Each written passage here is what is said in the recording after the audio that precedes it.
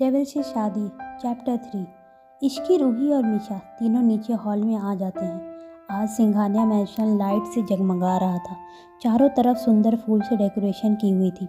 Hall के बीचों बीच मंडप बना हुआ था जिसमें अभी एक पंडित बैठा हुआ था। शादी के देश के बहुत बड़े बड़े लोग आए हुए थे, मीडिया वाले भी थे। सभी लोग राजवीर के सडन शादी करने के अनाउंसमेंट से शॉक हो गए थे। आज सभी न्यूज़ चैनल की हाईलाइट ये शादी ही थी। कोई भी राजीव सिंघानिया की शादी मिस नहीं करना चाहता था। जब तीनों नीचे आते हैं तो मौजूद सभी लोगों का ध्यान उनकी तरफ चला जाता है। घर वाले तो मीशा का ये अवतार देखकर शॉक ही रह गए थे और सारे गेस्ट इसकी की खूबसूरती को ही देख रहे थे, खास करके लड़की। तभी मीशा के पास एक आदमी आता है जिसका नाम अर्नव सिंघानिया होता है। ये राजवीर के पिता। इसकी उम्र 51 है, पर जी दिखने में अभी भी ये 43 या 44 के ही लगते हैं। अर्नव जी मीशा के पास जाते हुए और कहते हैं, क्या बात है, मुझे तो लगता था आज तक मेरे 3 बेटे हैं, पर आज पता चला मेरी एक और बहुत प्यारी सी और सुंदर सी बेटी भी है। अर्नव जी की बात सुन के रूही कहती है, आपने सही कहा डैड, मैंने भी मीशा से यही कहा था। फिर दोनों हंसने लगते हैं। तब मीशा कहती है, हाँ, वेरी फनी डैड, यहाँ पे जोक मारने से अच्छा जाके अपने बेटे से पूछिए ये क्या शादी का भूत चढ़ा है, वो भी इस लिपस्टिक की दुकान से। मीशा की बात सुनकर अर्नव जी कहते हैं, मेरा बेटा तुम्हारा भाई भी लगेगा। अगर इतनी ही प्रॉब्लम है शादी से तो तुम खुद जाके क्यों नहीं पूछ लेती, मेरी कंधे पे बंदूक क्यों चला रही हो रख के। मीशा कहती है, जब आप उस डेविल के फादर होके उनके सामने कुछ नहीं कह पाते तो मैं कौन होती हूँ बोलने वाली। अर्नव जी कहते हैं, इसके लिए चुपचाप ये शादी इंजॉय करो। वैसे सारी गलती मेरे पापा की ही है, बिल्कुल अपने तरह बना लिया है। आइस। मीशा एग्री होकर कहती है, हाँ वो खुद तो ऊपर चलेगा और छोड़ गए इसे भुगतने को। राजवीर का रूम। राजवीर अपने रूम में दूल्हे के कपड़े में पूरी तरह से तैयार था। उसने आज गोल्डन कलर का कुर्ता पहना हुआ था और सर पे सहरा था जिसमें सुंदर सा डायमंड का ब्राउज था।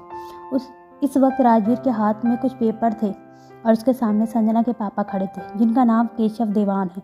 वो कहते हैं, राजवीर जैसा तुमने कहा था मैंने शेयर ट्रांसफ़र पेपर के साइन कर दिए हैं। अब तो इस शादी में कोई प्रॉब्लम नहीं है ना। राजवीर बिना किसी एक्सप्रेशन के साथ कहता है, नहीं अब कोई प्रॉब्लम नहीं, चलिए नीचे चलते हैं। केरव जी कहते हैं, ठीक है चलते हैं। राजीव सीढ़ियों पर से आकर खड़ा हो जाता है और एक एक करके सीढ़ियाँ उतरने लगता है। नीचे सभी की नज़रें सिर्फ राजीव पर थी। वो किसी राजकुमार से कम नहीं लग रहा था। अभी लड़कियों की तो सांसें ही थम गई थी। मीशा रूही से कहती है, यार कुछ भी कहे ये हैंडसम तो बड़ा है, पता नहीं आज कितनी लड़कियों का दिल टूटेगा। मीशा की बात सुन के रूही कहती है, हाँ मीशा बात तो तू ठीक ही कह रही है। इसकी भी बस राजवीर को देखे जा रही थी और अपने मन में कहती है, दिखने में तो ये बिल्कुल सपनों के राजकुमार जैसे लगते हैं पर हकीकत में बिल्कुल डेविल जैसे हैं। राजवीर जैसे आके कुछ बिजनेसमैन से मिलता है और एक नज़र इश्की को देखता है जो बहुत प्यारी लग रही थी। राजवीर इश्की को बहुत प्यार से देखता है। उसके बाद वो अपने असिस्टेंट को कुछ इशारा करता है, फिर मंडप पे जाके बैठ जाता है। इसके बाद पंडित जी मंत्र पढ़ने लग जाते हैं। कुछ देर बाद वो संजना को बुलाने को कहते हैं। संजना के सभी दोस्त उसे लेकर आ रहे थे। उसने रेड कलर का लहंगा पहना हुआ था जिसमें वो बहुत ही सुंदर लग रही थी। उसके चेहरे से स्माइल जाने का नाम ही नहीं ले रही थी। उसको देख के मीशा इसकी से कहती है, हाँ ये तो बड़ा सुंदर लग रही है। इसकी कहती है, हाँ सुंदर तो लग रही है और वैसे भी लड़की अपने शादी वाले दिन बहुत सुंदर लगती है। मीशा कहती है, पर जो भी हो तेरे से कम लग रही है। इस पर इसकी स्टाइल मारते हुए कहती है, अब मैं क्या करूं, अगर मैं परी की तरह सुंदर हूं तो। मीशा मुंह बनाते हुए कहती है, बस कर, जब देख खुद की तारीफ करती रहती है। इसकी कहती है, तो शुरू किसने किया। तभी रूही कहती है, बस भी करो तुम दोनों, शादी देखो चुपचाप। संजना भी मंडप पे जाके बैठ जाती है और धीरे धीरे रस्में आगे बढ़ती हैं कि तभी वहाँ की लाइट चली जाती है। सभी लोगों की आवाज़ आने लग जाती है। मीशा कहती है, यार ये लाइट कैसे चलेगी। अर्नव जी कहती है, वो स्टाफ जाके लाइट ऑन करो। सभी में हलचल मची हुई थी। तभी एक प्रोजेक्टर चलता है और सबका ध्यान उधर चला जाता है। उसमें केशव जी के अभी के काले करतूत सबूत के साथ फ्लैश हो रहे थे। ये देख के सारे मीडिया उसकी फ़ोटो लेने लग जाती है और सभी लोग शौक ही रह जाते हैं कि आखिर ये क्या हो गया। केशव जी चिल्लाते हैं, ये सब क्या बकवास चल रहा है, ये सब बंद करो। ये कह के वो प्रोजेक्टर को फेंक देते हैं। तभी लाइट ऑन हो जाती है और राजवीर चल के उनके पास आता है और कहता है, तो कैसा लगा मेरा सरप्राइज़। तुमने मुझे 48 घंटे दिए थे ना अपनी बेटी से शादी करने के लिए, और देखो इन 48 घंटों में मैं सिर्फ तुम्हें सड़क पे नहीं लाया बल्कि सलाखों के पीछे करवाने का इंतज़ाम कर दिया। राजवीर आगे कहता है, अब दिख लिया राजवीर सिंघानिया से उलझने का अंजाम। यहाँ मौजूद लोगों के साथ साथ पूरा देश ने यह देख लिया है कि तुम देश को अंदर से खोखला कर रहे हो। इसे कहते हैं जैसे हाल वैसा ही तमाचा। ये शादी तो सिर्फ बहाना था तुम्हें सबके सामने एक्सपोज करने का। ये सभी लोग भी ये जान ले कि राजवीर से टकराने का अंजाम क्या होता है। ये बात राजवीर ने गुस्से से कही थी। तभी घर के अंदर पुलिस की पूरी टीम आती है और केशव अरेस्ट कर लिया जाता है। सभी को समझ आ गया था कि राजवीर ने शादी का जाल फेंका था केशव दीवान को पकड़ने के लिए। तब देख के इसकी कहती है, यार मीशा ऐसा लग रहा है जैसे हम कोई मूवी का सीन देख रहे हैं। मीशा तू सही कह रही है यार, भाई कब ही क्या कर जाते हैं पता ही नहीं चलता। ये सब हो जाने के बाद सभी लोग वहाँ से चले जाते हैं। मीडिया राजीव से कुछ सवाल करके चले जाते हैं सिवाय पंडित के, क्योंकि उसे रोकने को कहा गया था। हॉल में सब घर वाले और इश्की संजना बचती हैं। जब संजना ने देखा कि अभी पंडित को रोका गया है तो उसके एक उम्मीद ही रही कि अभी राजवीर उससे शादी कर लेगा। राजवीर की दादी उससे कहती है, राजवीर ये सब करना ही था तो शादी का नाटक क्यों। इसे राजवीर कहता है, मुझे दीवान से शेयर चाहिए थे जो वो शादी वाले दिन ही देने वाला था। दादी कहती है, लेकिन राजवीर मुझे शादी तो 2 दिन में करनी होगी ना। तू भूल गया कि तेरे दादाजी ने वसीयत में क्या लिखा है, तुझे 29 तक शादी करनी है, नहीं तो ये सारी प्रॉपर्टी ट्रस्ट में चली जाएगी। अब परसों तू 29 का हो जाएगा। राजवीर कहता है, मैं कुछ नहीं भूल रहा, मेरी शादी आज ही होगी, अभी होगी। राजवीर की बात सुन के अर्नब जी पूछते हैं, तुम संजना से करोगे शादी। राजवीर नहीं। राजवीर का जवाब सुन के सभी घर वाले कन्फ्यूज़ हो जाते हैं क्योंकि वो संजना ही थी जिससे राजवीर शादी करना चाहता था। चैप्टर 4। राजवीर का जवाब सुन के सारे घर वाले सोच में पड़ जाते हैं क्यों राजवीर किससे शादी करने की बात कर रहा है। सोच में ही थे कि तभी संजना की आवाज़ आती है, तुम ये क्या कह रहे हो राजवीर, तुम तो मुझसे प्यार करते हो ना। संजना की बात सुन के राजवीर गुस्से से कहता है, तुम्हें मेरा नाम लेने की परमिशन किसने दी। संजना, लेकिन तुमने खुद मुझसे शादी की बात की थी। राजवीर कहता है, तुम्हारे पाप के काले कारनामे को सामने लाने के लिए मैंने किया था। संजना रोते हुए कहती है, लेकिन इसमें मेरी क्या गलती थी, तुम मेरे साथ ऐसा नहीं कर सकते। राजवीर गुस्से से कहता है, तुम्हारी क्या गलती थी, तुम्हें क्या लगा था तुम मेरी ड्रिंक को स्पाई कर दोगी और मुझे पता नहीं चलेगा। तुमने ये सब किया क्योंकि मैंने ऐसा करने दिया। मेरे गुस्से से अगर खुद को बचाना है तो यहाँ से निकल जाओ। राजवीर को इतने गुस्से में देख संजना वहाँ से चली जाती है। घर में सभी लोग डर जाते हैं। अर्नब जी कहते हैं, अगर तुम्हें संजना से शादी नहीं करनी थी तो किससे करोगे तुम शादी। अर्नब जी की बात सुन के राजवीर ऋषि की तरफ पलटता है और उसकी तरफ चल देता है। ये देख के ऋषि मीशा के कान में कहती है, ये डेविल हमारी तरफ क्यों आ रहा है। मीशा कहती है, मुझे क्या पता, मैंने तो आज कुछ भी नहीं किया।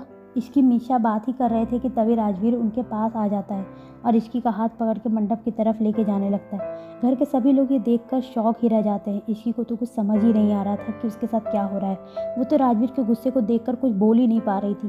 तभी दादी जी हिम्मत करके बोलती है, राजवीर बेटा ये क्या कर रहे हो। राजवीर एक वर्ड में जवाब देता है, शादी। राजवीर के इस जवाब को सुन के सभी घर वाले चुप हो जाते हैं क्योंकि राजवीर के वर्ड के पीछे छुपे हुए गुस्से और इरिटेशन को सब समझ गए थे। निशा अपने मन में कहती है, मेरी प्यारी दोस्त की आज बलि चढ़ रही है, मुझे कुछ करना चाहिए। निशा आगे बढ़ती है राजवीर को रोकने के लिए। तभी दादी उसका हाथ पकड़ लेती है और अपना सरना में हिला देती है। निशा चुपचाप खड़ी हो जाती है। राजवीर इसकी को लेकर मंडप में बैठ जाता है और पंडित जी को मंत्र पढ़ने के लिए कहता है। इसकी अपने मन में कहती है, ये क्या हो रहा है मेरे साथ, शादी वो भी इस डेविल से। नहीं नहीं नहीं, मैं ज़रूर को सपना देख रही हूँ। इसकी ये सब सोच ही रही थी कि मीशा की तरफ देखती है जैसे कह रही हो कि मुझे बचा ले। मीशा भी उसकी शक्ल देख के बेचारा सा शक्ल बना लेती है। ये देख इसकी समझ जाती है कि अब कोई इस शादी को नहीं रोक सकता। इसकी हिम्मत करके राजवीर को कहती है, ये आप क्या कर रहे हैं मिस्टर सिंघानिया, मुझे आपसे शादी नहीं करनी। इसकी की यह बात सुन के राजवीर उसे गुस्से से घूर के देखता है जिससे इसकी डर के चुप हो जाती है और गर्दन नीचे कर लेती है। तभी पंडित जी फेरों के लिए कहते हैं। राजवीर खड़ा हो जाता है लेकिन इसकी नहीं होती। ये देख राजवीर उसे खड़ा करता है और फिर फेरे लेने लग जाता है। इसकी भी धीरे धीरे कदम लेके उसके साथ फेरे लेती है। 7 फेरे खत्म होने के बाद दोनों बैठ जाते हैं। फिर पंडित राजवीर को मंगलसूत्र पहनाने को कहते हैं तो कोमल जी आके राजवीर को मंगलसूत्र देती है और राजवीर वो लेके इश्की को पहना देता है। फिर सिंदूर इश्की के मांग में लगा देता है। फिर पंडित जी कहते हैं, शादी पूरी हुई, अब आप लोग आज से पति पत्नी हैं, अब आप लोग बड़े का आशीर्वाद ले लीजिए। ये सुन के इश्की अपने होश में आती है और वो फिर सोचने लगती है, ये मेरे साथ क्या हो गया, मेरी शादी हो गई वो भी इस डेविल से, मैं कैसे रहूँगी इनके साथ। इसकी ये सब सोच रही थी कि तभी राजवीर उसे लेके दादी के पास जाता है और उनसे आशीर्वाद लेता है। राजवीर और किसी के पास आशीर्वाद लेने नहीं जाता। ये देख के अर्नब जी और कोमल जी को बुरा लगता है। पर सभी को पता था कि राजवीर ऐसा क्यों करेगा। जी राजवीर से कहते हैं, तुमने इश्की से शादी कर ली ठीक है, लेकिन जिस वजह से की है इसके लिए ये शादी वैलिड नहीं है। ईशू की उम्र अभी 19 है और लड़कियों की शादी की लीगल एज 21 हो गई है। कोर्ट इस शादी को एक्सेप्ट नहीं करेगा, हमारी शादी रजिस्टर नहीं हो पाएगी। राजवीर अर्नब जी की बात सुन के कहते हैं, आप इस बात की चिंता मत कीजिए, मैंने वसीयत में अपनी शादी की एज 29 से 32 करवा दी है। इसका मतलब इसकी 21 होने तक का टाइम है हमारे पास। जब इसकी 21 की होगी शादी रजिस्टर हो जाएगी। राजवीर ने ये बात बोल के अपने रूम में चला जाता है और नीचे सभी लोग खड़े रह जाते हैं। कोमल जी ईशू के पास आके उसे प्यार से आशीर्वाद देती है और कहती है, इस पवित्र बंधन में बंधी हो तो इसे पूरे दिल से निभाना। तभी मीशा आके कहती है, पवित्र बंधन? ये तो जबरदस्ती का बंधन। आप सबने भाई को रोका क्यों नहीं? दादी कहती है, मीशा शांत हो जाओ, अब तो होना था वो हो चुका है। तो बेटा राजवीर का तुमने अभी तक सिर्फ गुस्सा देखा है, लेकिन मेरा यकीन मानो उसके पास बहुत सुंदर सा दिल है। राजवीर एक बहुत पवित्र आत्मा है, इसकी कुछ नहीं कहती और वो चुपचाप सबकी बातें ही सुन रही थी। तभी मीशा ईशू का हाथ पकड़ के उसे अपने रूम की तरफ ले जाती है। रूम के अंदर ईशू मीशा को कहती है, पता है मैं मंडप पे उस दिन को कोस रही थी जब मैं तुमसे मिली। मीशा इसकी की बात सुन के कहती है, अब इसमें मेरी क्या गलती? इसकी कहती है, तो गलती तो मेरी भी नहीं। तब मीशा कहती है, तो तूने कुछ बोला क्यों नहीं? इसकी कहती है, बोला तो था लेकिन उन्होंने ऐसा गुस्से से घूरा कि मैं तो चुप ही हो गई। मीशा, हाँ तो चुप होने का नतीजा देख, तू उनकी पत्नी बन गई। तभी उनके रूम में कोमल जी आती है। इसकी बेटा तुम अब इस रूम में नहीं रहोगी बल्कि राजवीर के रूम में रहोगी। इसकी जैसे ये बात सुनती है और तुरंत चिल्ला के कहती है, बिल्कुल भी नहीं आंटी, आप मुझे उस ड्राइवर के पास रहने को कैसे कह सकती है? आप तो जानती हैं जब वो घर आते थे मैं डर के हमारे रूम से बाहर नहीं निकलती थी, तो मैं उनके रूम में कैसे रह सकती? नहीं नहीं नहीं, मैं नहीं जा रही उनके रूम में। मीशा कहती है, हाँ माँ ये कैसे रहेगी भाई के साथ? तभी रूम में रूही आती है और कहती है, इसकी अगर तुम भाई के रूम में नहीं गई तो कहीं ऐसा ना हो कि भाई तुम्हें लेने यहाँ आ जाए। इस पर इसकी कहती है, ये आप क्या कह रही हो दी, शुभ शुभ बोलिए। तो रूही कहती है, तो तुम शुभ शुभ करो और चलो हमारे साथ। मीशा इश्की की तरफ देख के कहती है, चली जा इश्की, कहीं ऐसा ना हो कि तुम भाई का गुस्सा आ जाए।